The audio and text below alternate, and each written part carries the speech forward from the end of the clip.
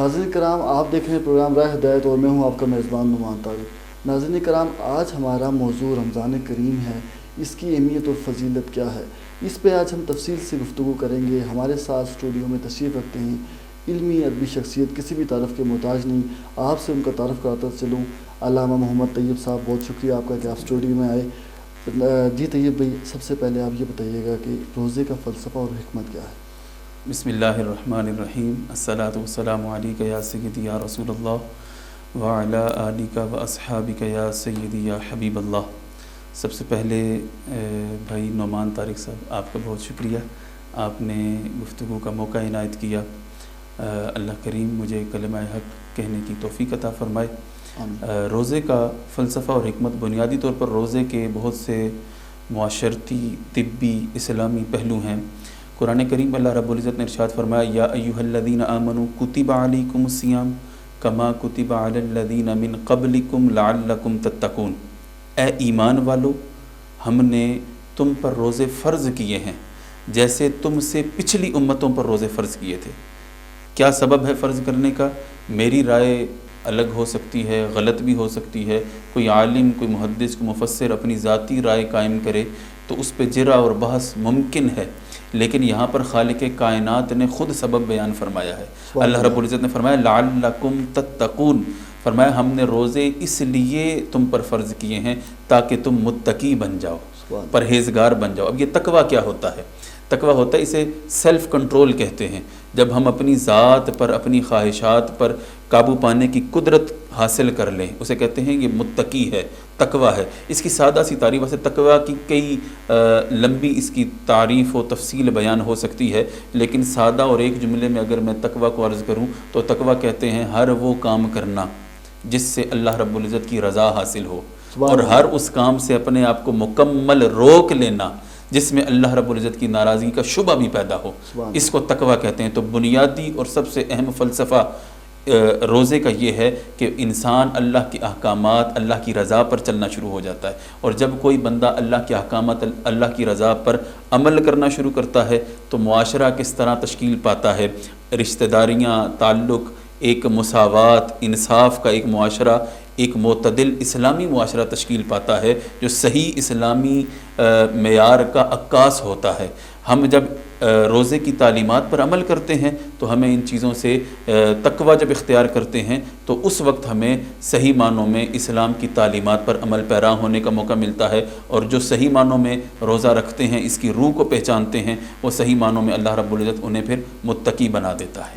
سبحان اللہ۔ علامہ صاحب یہ بتائیے گا کہ نماز کے بعد روزے کی بہت اہمیت قرآن و حدیث میں آئی ہے، وہ وضاحت سے بیان فرما دیں۔ روزے کی اہمیت کے حوالے سے دیکھیں، بے شمار احادیث ہیں، قرآن کریم میں ذکر ہے روزے کے حوالے سے۔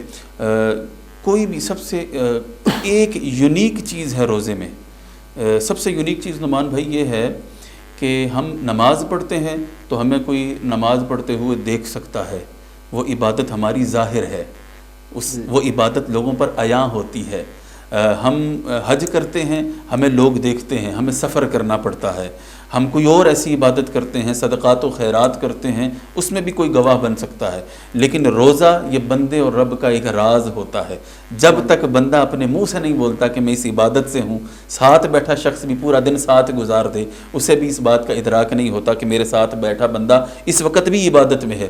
یہ اگر پڑھ رہا ہے، لکھ رہا ہے، کاروبار کر رہا ہے، دنیا کا کوئی کام کر رہا ہے، تو یہ ایک ایسی عبادت جو مخفی ہے، جو بندے اور رب کا راز ہے، وہ اس روزے کی عبادت کے ساتھ وہ دنیاوی معاملات چلا رہا ہے۔ تو اسی لیے نبی کریم صلی اللہ علیہ وسلم نے فرمایا، حدیث قدسی ہے، اللہ رب العزت نے فرمایا کہ روزہ میرے لیے ہے، اس کی جزا بھی میں خود دوں گا۔ سبحان اللہ۔ تو باقی جتنے اعمال ہیں، دوسری ایک اور اس کا پہلو یہ ہے کہ باقی جتنے اعمال ہیں ان میں اللہ رب العزت نے اجر و ثواب متعین فرمایا ہے۔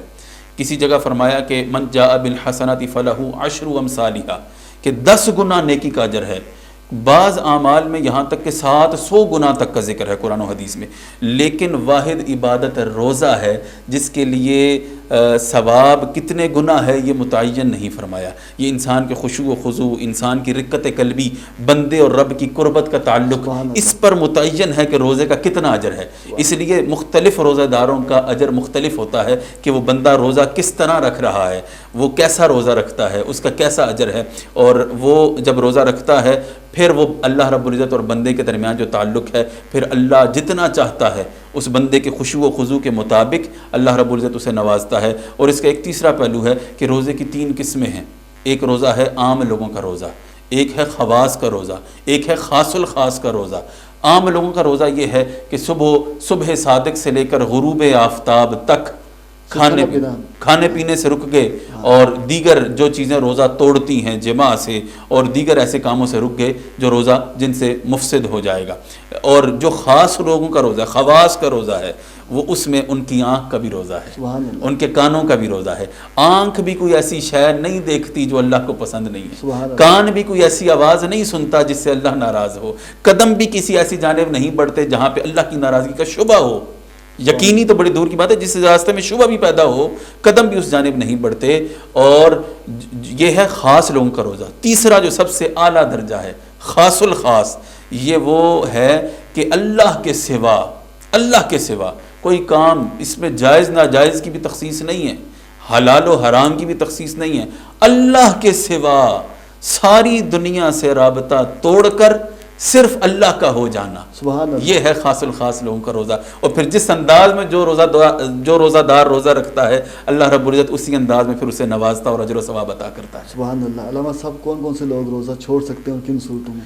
جی، اس حوالے سے قرآن کریم کی آیت ہے کہ جب تم مسافر ہو، فمن کان منکم مریضا او علی سفر فعدۃ من ایام اخر. اب یہ بنیادی قاعدہ اور کلیہ ہے جب آپ مریض ہیں یا مسافر ہیں. اب اس کی تھوڑی سی تفصیل ہے، وہ یہ ہے کہ مسافر، شرعی مسافر اسے کہتے ہیں جو تقریباً 90 کلومیٹر کا فاصلہ، جو کسی زمانے میں جب سفر ہوتا تھا تو 3 دن کی مسافت سے کہا جاتا تھا، وہاں پر پہنچ جائے اور اس کا قیام 14 دن سے کم ہو تو پھر وہاں پر اس کا روزہ، ایسے شخص کا روزہ گھر سے نکل پڑا ہے، سحری کے وقت، سحری سے پہلے گھر سے نکل پڑا ہے. ہاں اگر سحری کے بعد نکلنا ہے، دن کو کسی وقت نکلنا ہے، تو پھر وہ مسافر کاؤنٹ نہیں ہوگا، پھر اسے روزہ رکھنا چاہیے. ہاں اگر وہ سحری سے پہلے گھر سے نکل چکا ہے اور پھر وہ سفر میں ہے تو وہ جتنے دن وہاں رکے گا، 1 دن رکے، 2 دن رکے، 3 دن رکے. کتنے دن کی نیت ہونی چاہیے اس کے مسافر ہونے کے لیے؟ 10-15 دن سے کم یا 14 دن سے کم. اگر 14 دن سے اوپر جائے گی پھر وہ مسافر نہیں ہے، پھر وہ چاہے جتنا مرضی دور گیا ہے نا، وہ وہاں کا مقامی ہے، وہ پہلے دن سے ہی مقامی ہے. مثال کے طور پر میں 1 مہینے کی نیت کر کے میں کراچی جاتا ہوں تو میں پہلے دن سے ہی وہاں روزہ رکھوں گا، اور مقامی ہوگی، میں مقامی ہوگی نیت کے لحاظ سے. اگر میں جاتا ہوں لاہور چلا گیا یا فیصل آباد چلا گیا، میری نیت یہ ہے کہ میں نے 2 دن میں واپس آنا ہے، 3 دن میں واپس آنا ہے. آپ کے دن لگ جاتے ہیں 15، پھر بھی آپ مسافر ہوں گے؟ نہیں، پھر یہ ہے کہ 14 دن تک میں مسافر ہوں. یہ اس کے لیے بھی شرط یہ ہے کہ مجھے 14ویں دن تک یہ یقین ہے کہ میں 14 دن سے پہلے واپس آ جاؤں گا. اگر 14ویں دن تک بھی میں واپس نہیں آتا، کوئی ایسا کام ہے کہ مجبوری کے تحت مجھے رکنا پڑتا ہے، تو پھر اس کے بعد 14ویں دن کے بعد سے مجھے وہاں پہ روزے رکھنے ہوں گے. اچھا، دوسری بات یہ ہے کہ اگر کوئی شخص مسافر ہے، اس نیت سے جاتا ہے کہ میں نے جلدی آ جانا ہے، تو وہ جتنے دن وہاں رکے گا، 2 دن، 4 دن، 6 دن، وہ روزے اسے روزے نہ رکھے، اسے رخصت ہے، روزہ چھوڑنے کی اجازت ہے. اب اگر کوئی شخص واپس آ جاتا ہے 6 دن، پھر قرآن کریم نے کہا فَعِدَّةٌ مِّنْ أَيَّامٍ أُخَرَ، پھر وہ دوسرے دنوں میں ماہ رمضان کے بعد ان روزوں کو قضا کرے گا. ایک روزے کے بدلے جی اس کو وہی ثواب ملے گا. دیکھیں گناہ سے بچ جائے گا، روزہ چھوڑنے کے گناہ سے بچ جائے گا، لیکن جو فضیلت اور مقام ماہ رمضان میں روزہ رکھنے کی ہے اس کو نہیں پہنچ پائے گا. دیکھیں، یہ تو میں نے آپ کو پہلے بتایا کہ روزہ ایسی عبادت ہے جس میں ہر بندے کا الگ معاملہ ہے رب کے ساتھ. تو وہ جتنے دن روزہ ترک کرے گا، واپس آ کے پھر اسے اتنے دن کے روزے رکھنے ہوں گے. دوسری شرط ہے بیماری کی. آج کل بیماری کا بڑا معاملہ جو ہے وہ پیچیدہ ہے. کچھ ایسے امراض ہیں ہمارے معاشرے میں جس میں سر فہرست شوگر ہے. کچھ ڈائبٹک ایسے پیشنٹ ہیں جو روزہ نہیں رکھ پاتے، 2-3 گھنٹے سے زیادہ بھوکا نہیں رہ سکتے، ان میں انسولین انہوں نے لینی ہے، کچھ ایسا معاملہ ہے. اس میں بھی علماء مختلف فی ہیں کہ وہ انسولین لگانے سے یا انجیکشن لگانے سے روزہ ٹوٹتا ہے یا نہیں. اس میں بعض علماء کی آراء یہ ہے کہ انجیکشن لگانے سے روزہ نہیں ٹوٹتا، چاہے آپ آئی وی لے رہے ہیں یا آئی ایم لے رہے ہیں روزانہ. لیکن جو ڈائبٹک پیشنٹ ہے اس کا مسئلہ صرف انجیکشن نہیں ہے, اس نے کچھ کھانا پینا بھی ہے. تو ایسے پیشنٹ کے لیے جو کھانے پینے پر مجبور ہے یا اتنا بیمار اور ضعیف ہے کہ جس کو روزہ رکھنے کی قدرت نہیں ہے, مطلب وہ پورا دن بھوکا نہیں رہ سکتا, تو بیمار مطلب ضعیفی بھی تو ایک تقاضا ہے نا, عمر کا ایک تقاضا ہے کہ ایک بندہ ایک ایج کے بعد اتنی بھوک برداشت ہی نہیں کر سکتا, اٹھ بھی نہیں سکتا, تو اس کے لیے رخصت ہے. بیمار کے لیے بھی ایسی کوئی اور بیماری بھی ہے جس میں بندہ بھوک سے بھوک برداشت نہیں کر سکتا صبح سے شام تک, یا کوئی ایسی بیماری ہے جس میں صبح سے شام تک اگر میڈیسن مس کرتا ہے تو بیماری اتنی بڑھنے کا اندیشہ ہے کہ جان لیوا ہو جائے. تو وہ ایسا بیمار بھی ہے, صحت مند ہے لیکن اتفاقاً ایسا بیمار ہو گیا کہ اگر وہ ڈوز مس کرتا ہے تو اس کی بیماری تیزی سے بڑھ سکتی ہے, پھیل سکتی ہے, اور وہ اس کے لیے جان لیوا ثابت ہو سکتی ہے. تو اسلام نے آسانی کا راستہ دیا, آپ چھوڑیے, آپ اپنا علاج کیجئے, اور اس کے بعد ماہ رمضان گزرنے کے بعد آپ پھر ان روزوں کو رکھ لیجئے. جتنے روزے قضا ہوں گے اللہ کریم اس کو گناہ سے محفوظ فرمائے گا روزہ چھوڑنے کے, اور اجر و ثواب بھی عطا فرمائے گا. علامہ صاحب, اس کی اجازت کون سے ڈاکٹر صاحب دے سکتے ہیں, جو شریعت پہ عمل کرنے والے ہوں گے یا کوئی بھی ڈاکٹر روزہ چھوڑنے کی؟ روزہ چھوڑنے کی نہیں, دیکھیں اس میں شریعت پر عمل کرنے والے ڈاکٹر کی ضرورت نہیں ہے. اس میں میڈیکل کی رائے ویسے تو معتبر ہوتی ہے کہ جو میڈیکل ڈاکٹر کہہ رہا ہے وہ معتبر ہے, لیکن بعض اوقات ایسا ہوتا ہے کہ بعض ڈاکٹر ایسے ہوتے ہیں جن کی آراء انسان اپنی جسمانی صحت کے مطابق اس سے اختلاف بھی کر سکتا ہے. وہ آپ سے کہتا ہے کہ آپ بھوکا نہیں رہ سکتے. ایسے کئی لوگ ہیں, آپ نے معاشرے میں دیکھا ہوگا جنہیں ڈاکٹر کہتے ہیں کہ آپ روزہ نہ رکھیں, لیکن وہ روزہ رکھتے ہیں اور صحت مند بھی رہتے ہیں. اور میں آپ کو دلچسپ بات بتاؤں, مجھے بھی ذہن میں آ گیا کہ ابھی موجودہ جو ہمارے ملک کے حالات ہیں کرونا وائرس کے حوالے سے, اس میں ایک ڈیبیٹ چلی امریکہ میں ڈاکٹرز کی, اور وہ یہ تھی کہ کرونا وائرس ماہ رمضان میں مسلم ڈاکٹرز کی کہ ماہ رمضان میں روزہ رکھیں گے تو اس سے کرونا پیشنٹس کے لیے کیا کرونا پھیلے گا یا نہیں. تو انہوں نے امیونٹی سسٹم ویک ہوتا ہے بھوکا رہنے سے, تو پھر ان میں ڈاکٹرز کی آراء یہ تھی کہ نہیں, حقیقت حال اس سے مختلف ہے. روزہ رکھنے سے امیونٹی سسٹم ویک نہیں ہوتا بلکہ اسٹرانگ ہوتا ہے, اور جو کمزور لوگ, بیمار لوگ ہیں رمضان میں اللہ رب العزت انہیں بھی صحت عطا فرماتے ہیں. اور یہ میرا ذاتی تجربہ ہے, ہماری فیملی میں ارد گرد ملنے والوں میں جو لوگ ایسے ہیں جو غیر رمضان میں بیمار رہتے ہیں, ماہ رمضان میں روزہ بھی رکھتے ہیں, اس کے باوجود اللہ تعالیٰ انہیں صحت مند رکھتا ہے. تو یہ ماہ رمضان کی برکات ہیں. اور ویسے بھی دیگر مذاہب میں جو بدھ مت ہے یا دیگر ایسے مذاہب میں جہاں پہ یوگا ہے, جو یوگا کے ذریعے ہمارے ہاں تو اس قسم کی جو تسکین کے لیے, جو یوگا بیسیکلی ذہنی تسکین کے لیے, سٹریس ریلیف کرنے کے لیے ہوتا ہے نا, ہمارے ہاں سٹریس ریلیف کرنے کے لیے نماز ہے, ذکر الہی ہے. وہ یوگا میں بھی ایک آپ نے فوکس کرنا ہوتا ہے. ہم بھی کہتے ہیں نماز میں فوکس کریں اللہ کی طرف, سب چیزیں چھوڑ کے, سب کی, تو پھر اس میں آپ کا سٹریس ریلیف ہوتا ہے. اور قرآن نے کہا نا الا بذکر اللہ تطمئن القلوب, اللہ کا ذکر دلوں کو اطمینان بخشتا ہے. تو پھر یہ جو سٹریس ریلیف ہوتا ہے نا نعمان بھائی, یہ جو لوگ اس میں یوگا والے اور دیگر مذاہب یہ کہتے ہیں کہ سال میں کم از کم کچھ دن ایسے ہونے چاہیے, 3-4 ہفتے یا 1 ماہ, جس میں آپ 14 گھنٹے 15 گھنٹے 16 گھنٹے بھوکے رہیں. یہ آپ کی صحت کے لیے ضروری ہے. تو میں قربان جاؤں کریم آقا صلی اللہ علیہ وسلم پر اور اپنے مذہب پر کہ یہ میڈیکل سائنس آج جو چیزیں بیان کرتی ہے, کریم آقا صلی اللہ علیہ وسلم نے 1400 سال پہلے بتا دیا کہ یہ چیزیں اس طرح, اس بھوکے رہنے کا یہ فائدہ ہے, اس کا یہ فائدہ. یہ تو فائدے ہیں جو دنیاوی ہیں صحت کے اعتبار سے, اور جو قبر و حشر کے معاملات ہیں ان میں تو سبحان اللہ روزے کی کتنی فضیلت اور مقام ہے. تو یہ اللہ رب العزت نے کا شکر ہے کہ اللہ نے ہمیں یہ نعمت عطا کی ہے. سبحان اللہ. اب روزے کا اجر و ثواب بیان فرما دیں, دنیا میں کیا فائدے ہوں گے, اس کے میں کیا فائدے ہوں گے؟ بالکل اسی حوالے سے ہماری یہ ڈسکشن ابھی چل بھی رہی تھی. دیکھیں جتنے بھی آپ اس وقت آپ معاملات دیکھیں جو دنیا میں چل رہے ہیں میڈیکل کے حوالے سے, آپ کو یہ معلوم ہوگا کہ لوگ اسلام کے متعلق ایک تعصب رکھتے ہیں, اور کوئی ایسا موقع جو ان کے پاس ہو نا اسلام کے خلاف بات کرنے کا, ایک مخصوص لابی ہے دنیا کے اندر, وہ جانے نہیں دیتے. صحیح بات. لیکن آپ حیران ہوں گے میڈیکل سائنس آج تک روزے کے خلاف بات نہیں کر سکی کہ یہ صحت کے لیے نقصان دہ ہے. تو یہ تو طب نبوی میں تو جو بات ہے وہ تو لکھی ہے نا. یہ آج کی جدید میڈیکل سائنس اس بات کا اعلان کرتی ہے, اس بات کو تسلیم کرتی ہے کہ میڈیکل کے اعتبار سے روزہ انتہائی افادیت کا حامل ہے. اور پھر میدان محشر میں روزہ ایک ڈھال کی صورت ہے. کریم آقا صلی اللہ علیہ وسلم نے فرمایا, دیکھیے جب بندہ میدان جنگ میں ہوتا ہے نا تو جو چیزیں آپ پر جن چیزوں سے حملہ ہوتا ہے نا اس کے لیے آپ کو ایک ڈھال کی ضرورت ہوتی ہے. اب تو جدید دور آ گیا ٹینکوں کی اور گولے بارود کی جنگیں ہیں. جب تلوار کی جنگیں ہوتی تھیں تو ڈھال مرد مجاہد ہاتھ میں پکڑتا تھا, سامنے سے وار کرنے والا جب وار کرتا تھا تو اگر وہ تلوار سے روک نہ سکے تو ڈھال آگے کرتا تھا, ڈھال سے روکتا تھا. تو ہمیں میدان معاشر میں ہمیں کن چیزوں سے خطرہ ہوگا؟ سوچیں نا, وہ سوا نیزے پر سورج, وہ تانبے کی زمین, وہ پیاس کی شدت, وہ جناب والا پل صراط, وہ محشر اور وہ جناب والا میزان کا خوف, وہ جہنم کی تپش اور وہ خوف, ان چیزوں میں جو ڈھال ہے وہ کریم آقا صلی اللہ علیہ وسلم نے فرمایا کہ روزہ ہے. تو سوچئے کیسی چیز ہے کہ میدان معاشر میں جب بھی بندہ کسی راستے پہ جاتا ہے کوئی ویپن چاہیے ہوتا ہے اسے, تو میدان معاشر میں ہمارے لیے رسول اللہ صلی اللہ علیہ وسلم نے فرمایا کہ یہ روزہ ایک ویپن ہے جس کے ذریعے آپ کی حفاظت ہوگی. یہ حفاظت کی ڈھال ہے. اتنا ایک عظیم عمل ہے کہ نبی کریم صلی اللہ علیہ وسلم نے فرمایا کہ میں نے ایک دن نبی کریم صلی اللہ علیہ وسلم نے ممبر پر قدم رکھا اور فرمایا آمین, دوسری سیڑھی پر قدم رکھا پھر فرمایا آمین, تیسری سیڑھی پر قدم رکھا پھر فرمایا آمین. صحابہ نے عرض کی یا رسول اللہ یہ عمل معمول سے ہٹ کے تھا, ہم سمجھے نہیں کہ اس کی کیا حکمت ہے. تو کریم آقا علیہ الصلوۃ والسلام نے ارشاد فرمایا کہ جب میں نے پہلی سیڑھی پر قدم رکھا تو حضرت جبرائیل آئے, انہوں نے دعا کی کہ یا اے اللہ جو اپنی زندگی میں ماہ رمضان پائے اور اپنی بخشش نہ کروا سکے ہلاک ہو جائے وہ شخص. تو میں نے کہا آمین.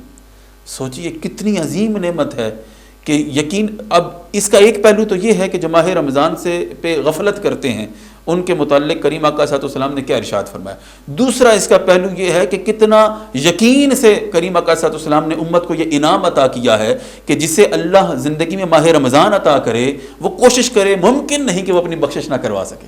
کتنا عظیم پہلو ہے کہ یہ یقینی بات ہے کہ ماہ رمضان زندگی میں ملے اور اللہ توفیق دے, بندہ کوشش کرے, تو یہ یقینی بات ہے کہ اللہ رب العزت اس ماہ مقدسہ کے صدقے بندے کو بخشش عطا فرماتا ہے. افطاری کے ٹائم میں 10-10 لاکھ کی بخشش ہوتی ہے.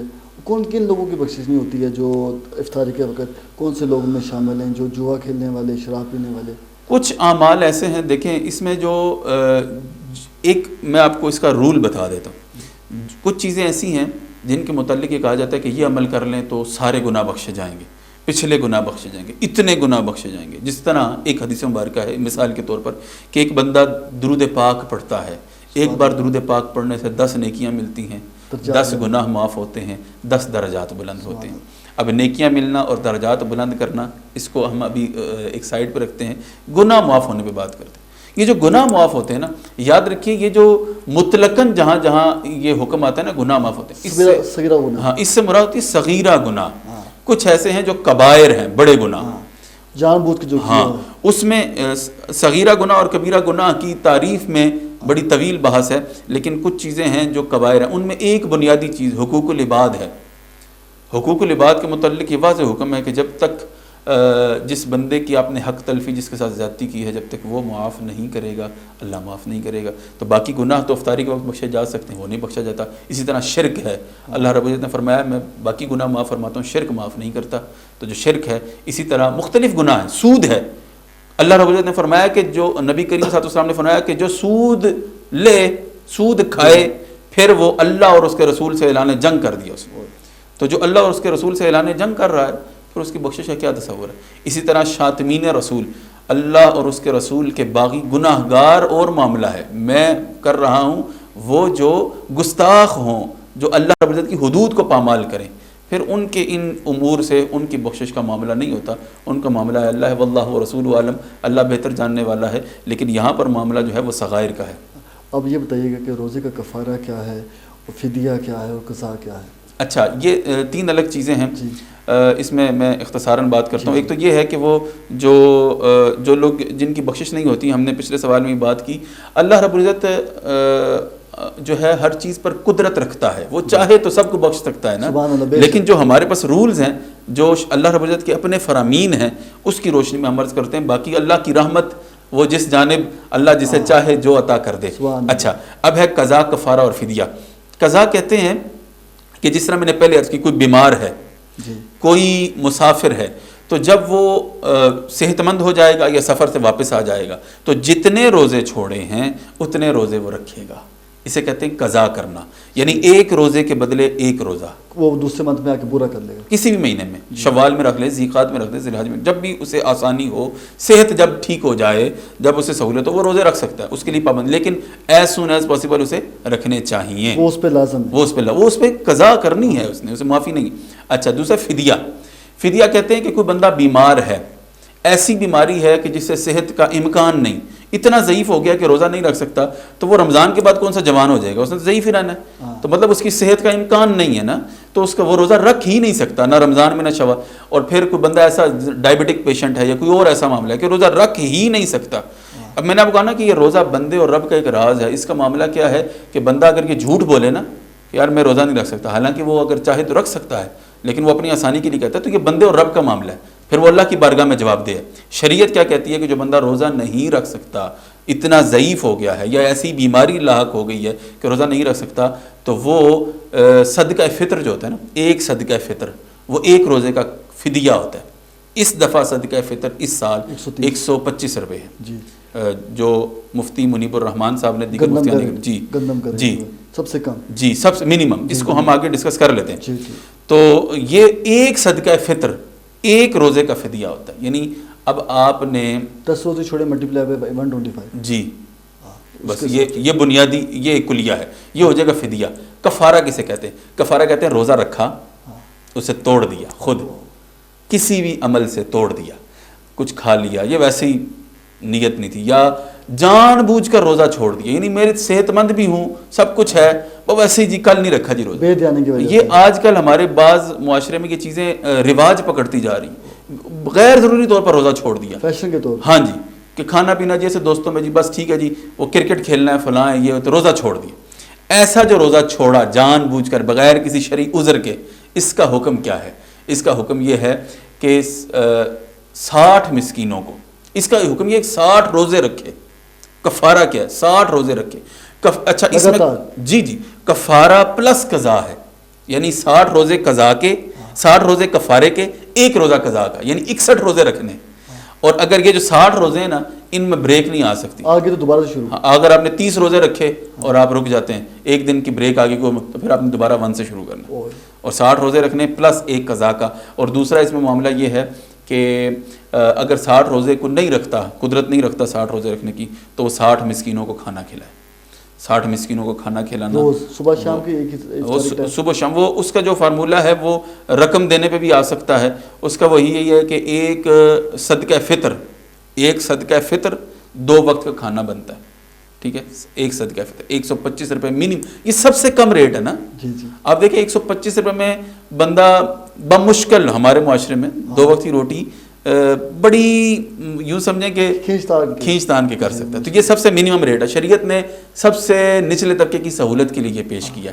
اچھا پھر جو اس میں 60 لوگوں کو کھانا کھلانا ہے، یعنی ایک صدقہ فطر ایک بندے کا کھانا ہے، اس کو ملٹیپلائی بائی 60 کر دیں، ٹھیک ہے، وہ ایک روزے کا ہے۔ وہ جو فدیہ ہے نا ملٹیپلائی بائی 30، وہ 30 روزوں کا ہے، یہ ملٹیپلائی بائی 60 ایک روزے کا ہے۔ اور پھر یا اگر یہ بھی نہیں تو پھر غلام آزاد کرنے، وہ اب چونکہ آج کل کے دور میں غلاموں والا معاملہ ہے نہیں، تو یہی 2 صورتیں، یا 60 روزے رکھے یا 60 مسکینوں کو یا 60 مسکینوں کو کھانا کھلائے، بس یہی 2 صورتیں۔ پروگرام کے آخر میں آپ سے پوچھوں گا کفارہ اور قضا کن صورتوں میں لازم آتا ہے؟ قضا اور کفارہ میں نے عرض کر دیا کہ قضا اس صورت میں لازم آتی ہے کہ انسان سفر پہ ہے یا بیمار ہے، تو وہ جتنے دن گزریں گے اس سے جب پلٹ کے آئے گا تو قضا کرے گا روزہ، اور چاہے بیماری کے بعد صحت مند ہوگا تو قضا کرے گا۔ کفارے کی یہی صورت ہے کہ آپ کے پاس کوئی شرعی عذر نہیں تھا، کوئی شرعی عذر نہیں تھا، لیکن آپ نے روزہ توڑا یا روزہ چھوڑا۔ اگر روزے میں کوئی ناجائز کام انسان سے ہو جاتا ہے تو اس کی بھی قضا کرے گا وہ؟ نہیں، ناجائز کام سے مراد یہ ہر ناجائز کام روزہ نہیں ٹوٹتا، نہیں، جھوٹ بولنے سے روزہ نہیں ٹوٹتا۔ کبیرہ گناہ، گناہ تو بہت شدید ہے۔ الصدق ینجی والکذب یہلک، کریم آقا صلی اللہ علیہ وسلم نے فرمایا روزہ جھوٹ بندے کو ہلاک کر دیتا ہے، سچ بندے کو نجات عطا کر دیتا ہے۔ سچ اور جھوٹ تو ایک الگ گناہ معاملہ، وہ اس کا گناہ گار تو ہے، لیکن روزے کی شرط میں نہیں، روزہ نہیں جائے گا۔ ایون یہ کہ کوئی فرض نماز نہیں پڑھتا، روزہ پھر بھی ہو جائے گا۔ نماز کا گناہ الگ ہے، وہ تو اس کے بارے میں جواب دہ، روزے پہ فرق نہیں، روزے پہ روزہ ہو جاتا ہے بہرحال۔ لیکن خشوع کم ہو جاتا ہے اس کا۔ ظاہر ہے وہ تو میں نے آپ کو بتایا نا، ایک عام لوگوں کا روزہ، ایک خاص لوگوں کا روزہ، ایک خاص الخاص لوگوں کا روزہ، یہ تو ہم نے طے کرنا ہے کہ ہم کس کیٹیگری میں فعال کرتے ہیں۔ اللہ کریم عمل کی توفیق عطا فرمائے۔ آمین، بہت بہت شکریہ آپ کا۔ جزاک اللہ۔ ناظرین کرام، یہ تھا آج کا پروگرام، انشاءاللہ آپ سے ملاقات ہوگی اگلے پروگرام میں۔ اللہ نگہبان۔